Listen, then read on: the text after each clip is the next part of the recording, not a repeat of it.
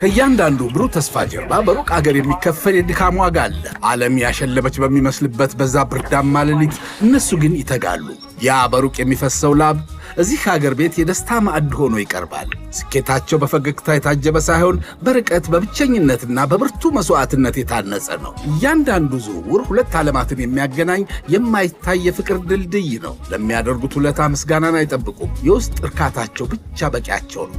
ርቀት ቢለያየንም በልባችን ግን አንድ ላይ ነን። ጨለማ ለነበሩ ቤቶች ብርሃን፣ ለሕፃናት ተስፋ፣ ለቤተሰብ ደግሞ እረፍት ይሰጣል። ዛሬም ነገም በዓለም ዙሪያ ላላቸው የጽናት ተምሳሌቶች አቢሲኒያ የልባችሁን መሻት ያደርሳል። ምክንያቱም የእናንተ ድካም የእኛ ሕይወት ነውና።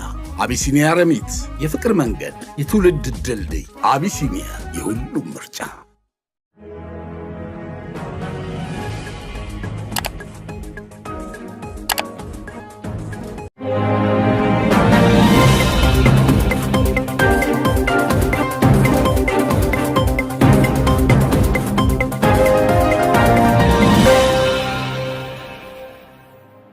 ጤና ይስጥልኝ ክቡራትና ክቡራን የዩቲዩብ ቻናል ቤተሰቦች፣ የሰዓቱን አጫጭር ሰበር መረጃዎች ይዤ ቀርብ ያለው። በርከት ያሉ ሰበር መረጃዎች ዩቲዩብ ላይ ሲጫኑ ቀድመው ለእናንተ የማስታወቂያ መልእክት ወይም ኖቲፊኬሽን እንዲደርሷችሁ የዩቲዩብ ቻናሌን ሰብስክራይብ በማድረግ የደወል ምልክቷን መጫን አትዘንጉ።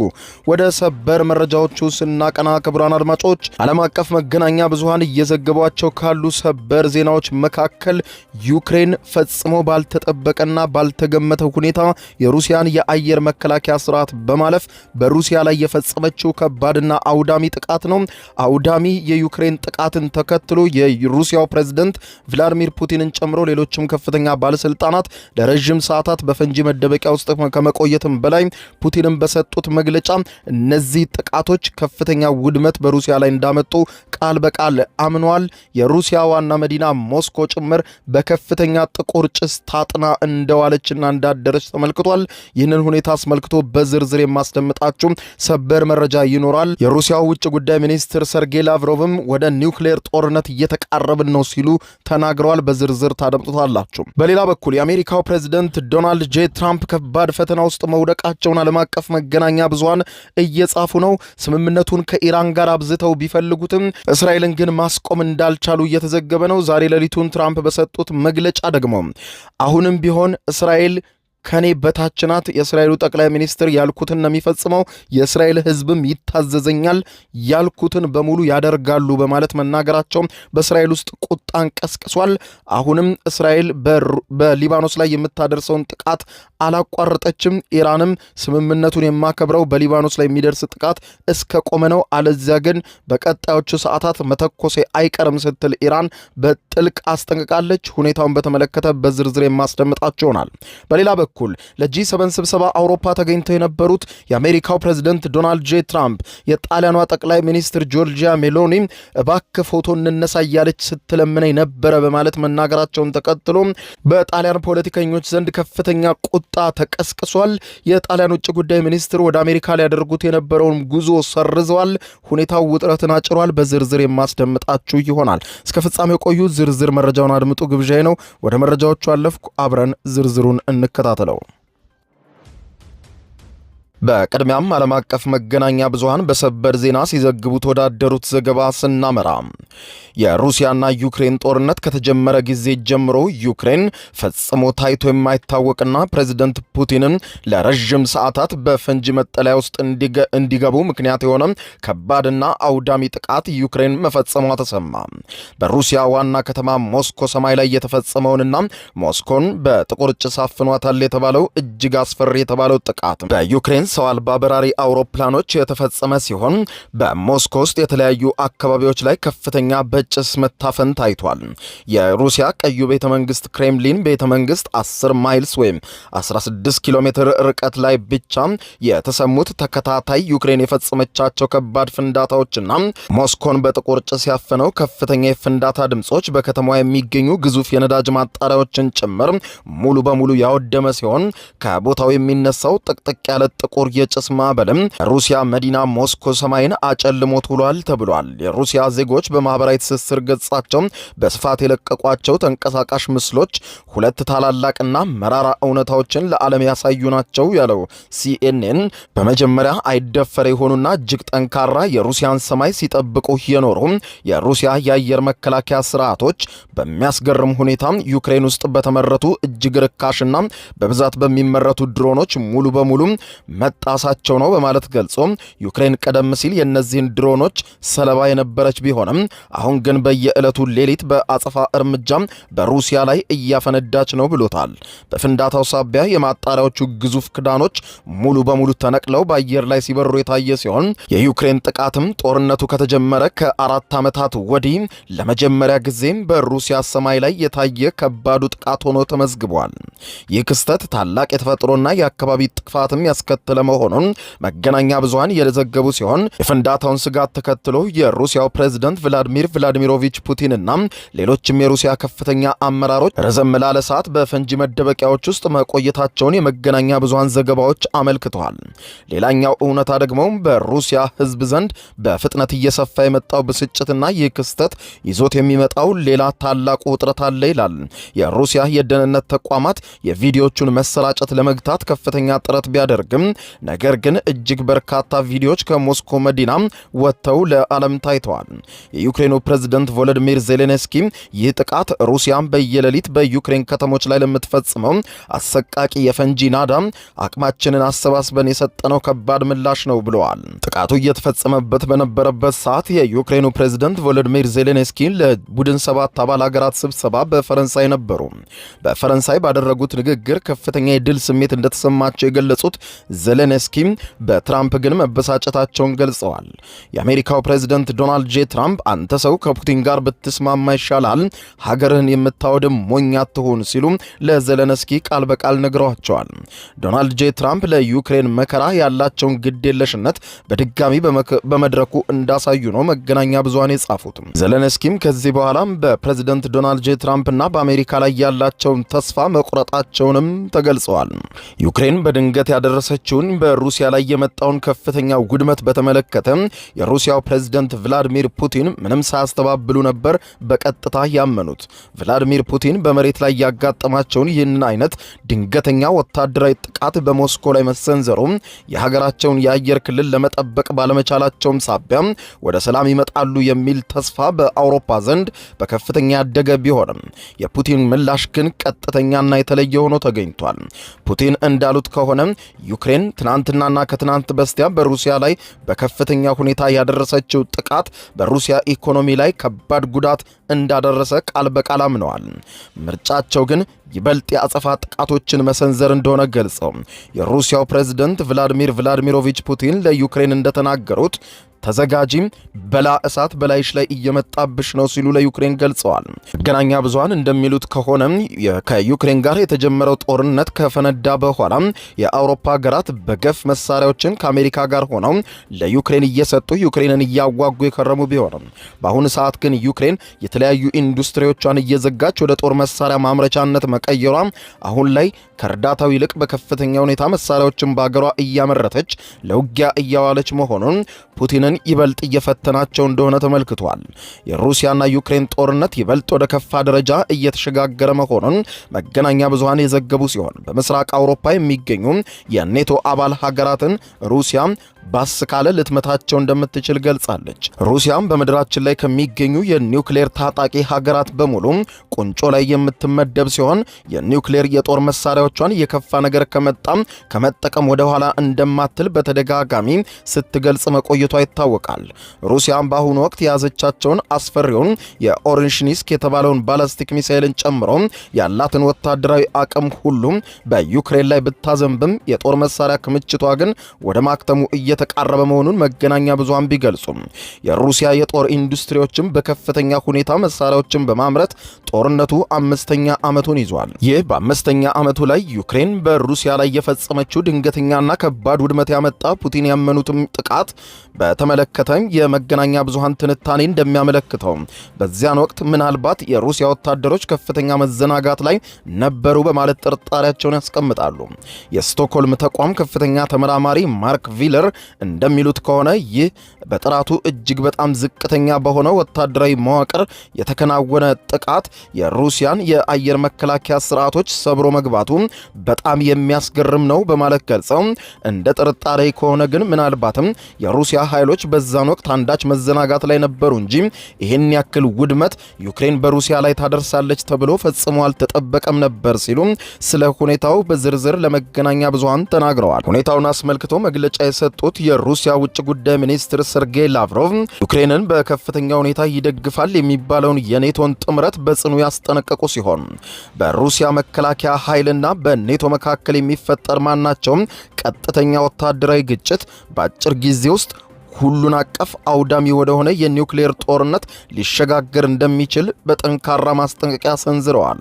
አውሮፓውያን በሩሲያ ላይ የሚከተሉት የጥላቻ ፖሊሲ እየተስፋፋ ሄዷል።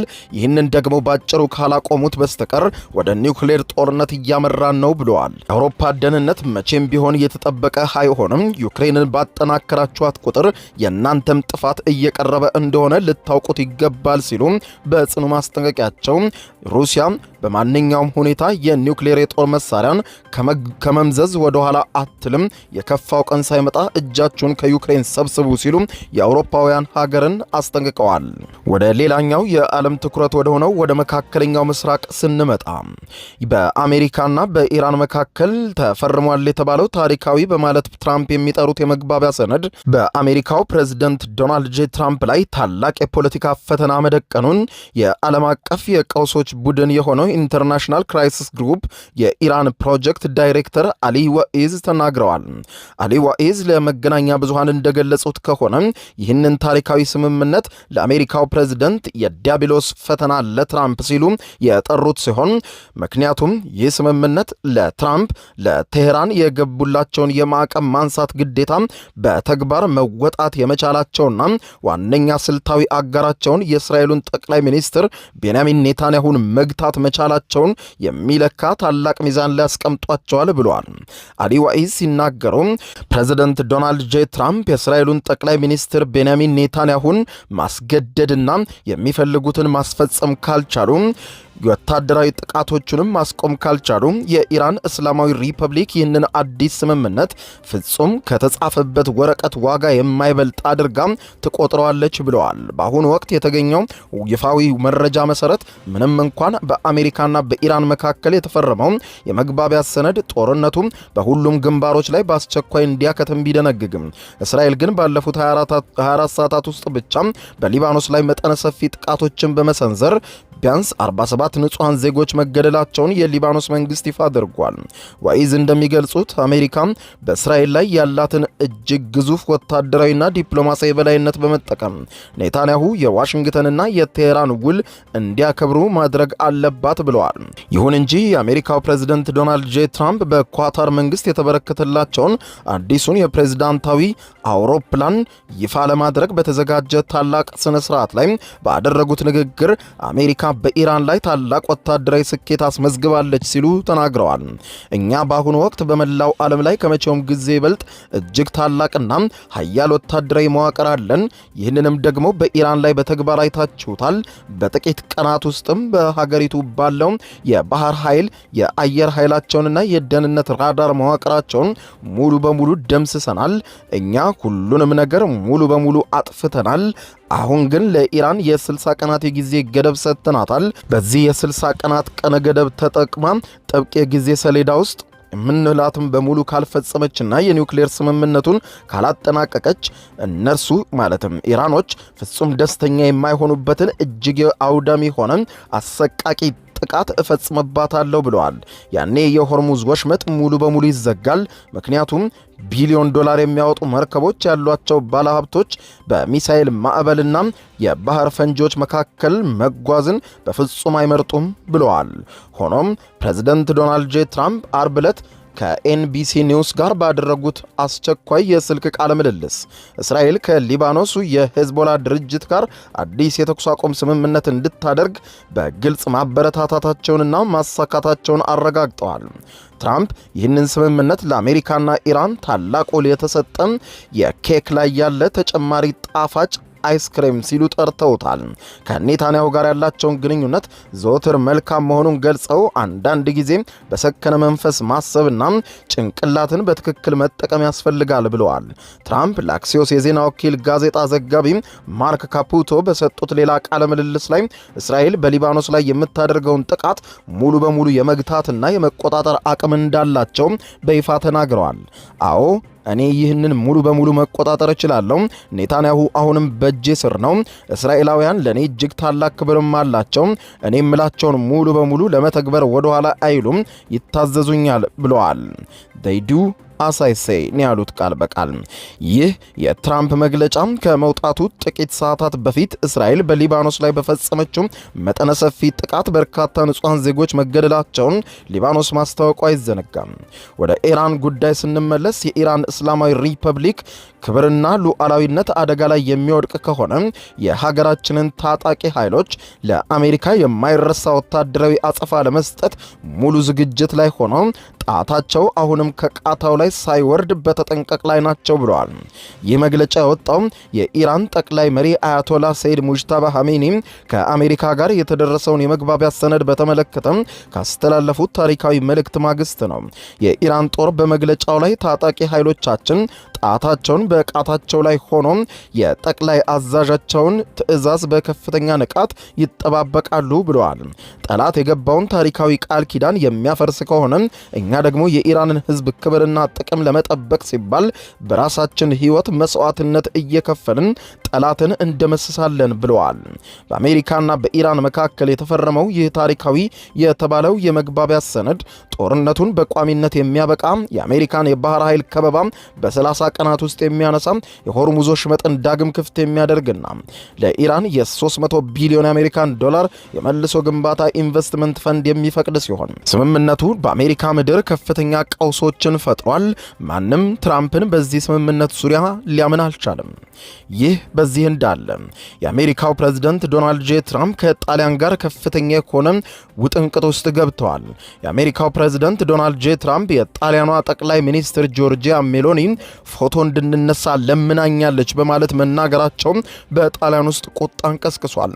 የጣሊያኗ ጠቅላይ ሚኒስትር ጆርጂያ ሜሎኒ እባክህ ፎቶ እንነሳ በማለት ስትለምነኝ ነበር በማለት ለቴሌቪዥን ጣቢያ ከተናገሩ በኋላ የጣሊያን ውጭ ጉዳይ ሚኒስትር ወደ አሜሪካ የሚያደርጉትን ጉዞ ሰርዘዋል። ጠቅላይ ሚኒስትር ጆርጂያ ሜሎኒ ፕሬዝዳንት ትራምፕ ፎቶ ለመነሳት ለመኑ ብለው የተናገሩትን ሙሉ በሙሉ የፈጠራ ወሬና ሁልጊዜም ትራምፕ ራሱን ከፍ ማድረግ የሚወድ ሰው ነው ሲሉ ሜሎኒ በብስጭት ገልጸዋል። ትራምፕና ሜሎኒ በዚህ ሳምንት ፈረንሳይ ውስጥ በተካሄደው የቡድን 7 ጉባኤ ላይ በቅርበት ሲነጋገሩ የታዩ ሲሆን የጣሊያኗ ጠቅላይ ሚኒስትር ኋላ ላይ ለጋዜጠኞች ግንኙነታቸው ላይ ለውጥ እንደሌለና ምንም አይነት መወቃቀስ አልተፈጠረም ነበረ ብለዋል። ፕሬዝደንቱ በፈጠራ ወሬ የሚታወቁ ናቸው። አሁን ደግሞ እኔን ፎቶ እንድንነሳ ለምናኛለች ሲሉ ተናገሩ። ይህ በጣም የሚያሳዝን የፈጠራ ወሬ ነው ብለዋል። ፕሬዝደንት ትራምፕ ከጂ7 ስብሰባ በኋላ ከአንድ የቴሌቪዥን ጣቢያ ጋር በነበራቸው ቃለ ምልልስ ከጆርጂያ ሜሎኒ ጋር በለሆሳስ ስታወሩ የነበረው ምንድነው ተብሎ ተነሳላቸው ጥያቄ ሜሎኒ ፎቶ እንድንነሳ ስትለማመጠኝ ነበረ፣ በጣም ያሳዘነችኝ በማለት ተናግረዋል። ሁለቱ መሪዎች በፈረንሳይ ስብሰባ ወቅት ጎን ለጎን ተቀምጠው ፈገግ እያሉ የተነጋገሩትን ጨምሮ በርካታ ጊዜ አብረው የሚታዩባቸው ምስሎች በመገናኛ ብዙሃን ተሰራጭተዋል። ትራምፕ ጠቅላይ ሚኒስትሯ ስላናገርኳት ምናልባት በጣም ደስ ብሏት ሊሆን ይችላል፣ እኔም በማናገራቸው ብዙ መሪዎች ይደሰታሉ ብለዋል ትራምፕ። ይህንን ተከትሎ የጣሊያኗ ጠቅላይ ሚኒስትር ጆርጂያ ሜሎኒ ትራምፕ ያሉትን ሙሉ በሙሉ በሐሰት ነው በማለት ሐሰት ነው በማለት ያስተባበሉ ሲሆን በሁኔታው መገረማቸውን በኢንስታግራም ገጻቸው ላይ ለ7 ሚሊዮን ተከታዮቻቸው ባሰራጩት አጭር የቪዲዮ መልእክት ገልጸዋል። ይህ ክስተት ለመጀመሪያ ጊዜ ያጋጠመ አይደለም። ሁልጊዜም የአሜሪካው ፕሬዝደንት ለአጋሮቻቸው እንዲህ አይነት የንቃትና የማንኳሰስ ባህሪ አላቸው። ለምን ይህንን እንደሚያደርጉ ግን አላውቅም ብለዋል ጠቅላይ ሚኒስትሯ። ማለት የምችለው ፕሬዝደንቱ ለምዕራባውያንና ለአሜሪካ ጠላቶች ተመሳሳይ ቁርጠኝነት የላቸውም።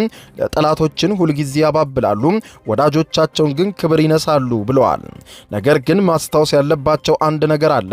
እኔም ሆንኩ ጣሊያን ፈጽሞ ለምነን አናውቅም ሲሉ ሀገራቸውን ከፍ አድርገዋል። ቢቢሲ ከፕሬዝደንት ዶናልድ ጄ ትራምፕ ጽህፈት ቤት ከዋይት ሃውስ በጉዳዩ ላይ አስተያየት እንዲሰጡ ጠይቋል። በ2022 የጣሊያን ጠቅላይ ሚኒስትርነትን የያዙት ጆርጂያ ሜሎኒ በጥር 2025 በትራምፕ በዓለ ሲመት ላይ የተገኙ ብቸኛዋ የአውሮፓ ሀገር መሪ ነበሩ። በአውሮፓ ህብረት አባል ሀገራት መሪዎችና በአሜሪካው ፕሬዝደንት መካከል ድልድይ ሆነው ሲያገለግሉም ቆይተው ነበር።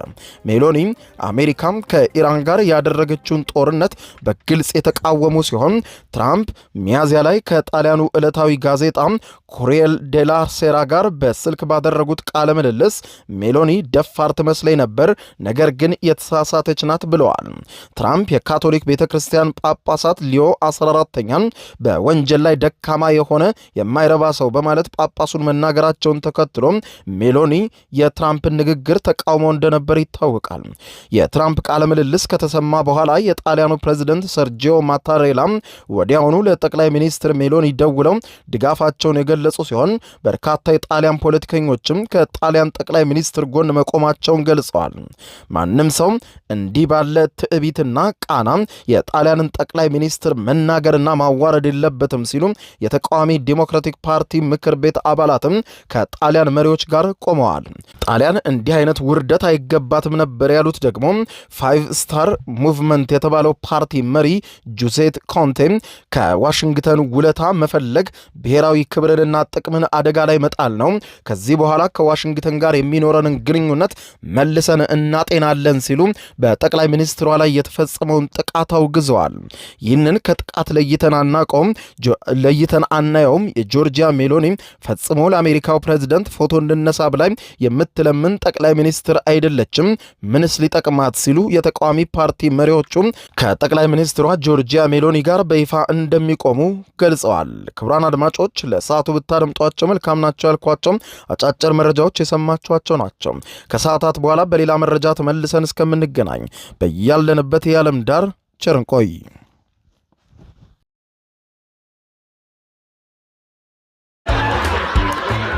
አሁን ከልቦ ለመሳቅ ይዘጋጁ።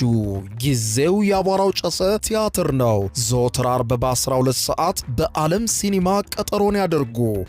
ወይ አቧራው ጨሰ ቅድስት ገብረስላሴ፣ ቃል ኪዳን ታምሮ፣ ሱራፌል ብስራትና አቤል ብርሃኑ የወይኗ ልጅ በድንቅ ሁኔታ ይተውኑበታል። ተሸክሜ ቱቦ ውስጥ ከተትኩታ። ከኔ ጋር ግን አንግባባም አይደል? ሳቅ እንደ ጥጥ ይፈተላል፣ በቃላት እያዋዛ በድርጊት ያስደምማል።